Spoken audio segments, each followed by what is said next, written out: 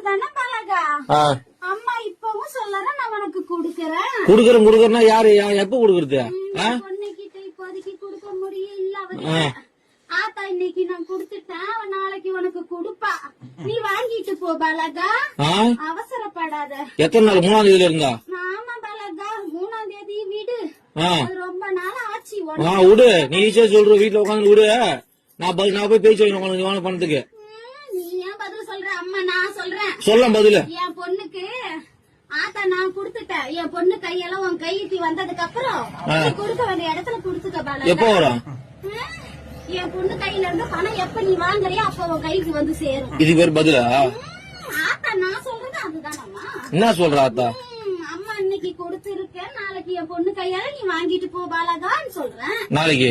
ஆமா பாலகா. எத்தனை நாளா பாலகா இது? எத்தனை நாளா? இன்னைக்கு தானே சொல்றேன். இத்தனை நாளா எங்க போயிருந்தா? இத்தனை நாளும் அந்த பதில் சொன்னேன். என்ன சொன்னா குடுக்கறேன்னு. இன்னைக்கு என் பொண்ணுக்கு கொடுத்திருக்கேன், நாளைக்கு நீ வாங்கிட்டு போ பாலகா. உன் பொண்ணு கொடுத்தது உன் பொண்ணு எடுத்து கட்ட சொல்லு முதல்ல. என் பொண்ணு கையில இன்னும் பணமா வந்து சேரல. அப்புறம் கொடுக்க வேண்டிய சீரதான் கொடுத்திருக்க இன்னைக்கு. என் நகையா பவுனா கொடுத்து வச்சுக்கிறியா? நாளைக்கு உன் கையில பணமா வரும் பாலகா. லோனை வாங்கி போட்டு இது ஒரு கதை. லோன் இல்ல, வாங்கின கடனுக்கு தான் எங்க அண்ணனுக்கு நீயே வட்டி கட்டிக்கிட்டு வர. தெரியாதா கோவிந்த்?